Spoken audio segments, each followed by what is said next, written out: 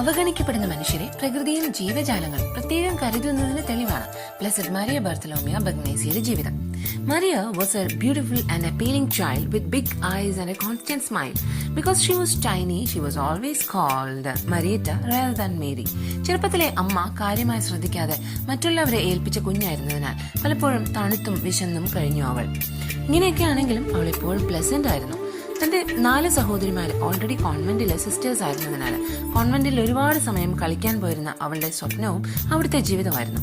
പെട്ടെന്നൊരു ദിവസം പിതാവ് വിവാഹിതയാകാൻ ആവശ്യപ്പെട്ടപ്പോൾ അവൾ ആകെ തകർന്നുപോയി. ബെഡ് റിഡനായി. 16-ാം നൂറ്റാണ്ടിലെ അതിഭീകരമായ പലവിധ ട്രീറ്റ്മെന്റ്സിലൂടെ കടന്നു പോകുമ്പോഴും 34 വർഷത്തോളം അവൾ കഴിച്ചുകൂട്ടിയ മുറി വിവിധ പ്രശ്നങ്ങളുള്ള മനുഷ്യരുടെ ആശ്വാസയിടമായി മാറി. പെറ്റ്സ്, എസ്പെഷ്യലി പൂച്ച, അവളുടെ കാൽച്ചുവട്ടിൽ തന്നെയായിരുന്നു. ഒപ്പം സിംഗിങ് പെറ്റ് ബേർഡ്സ്. ജീവിതത്തിന്റെ അവസാന കാലയളവിൽ അവൾ പലപ്പോഴും എക്സ്റ്റസിയിലായിരുന്നു. Let's be happy with whatever we have.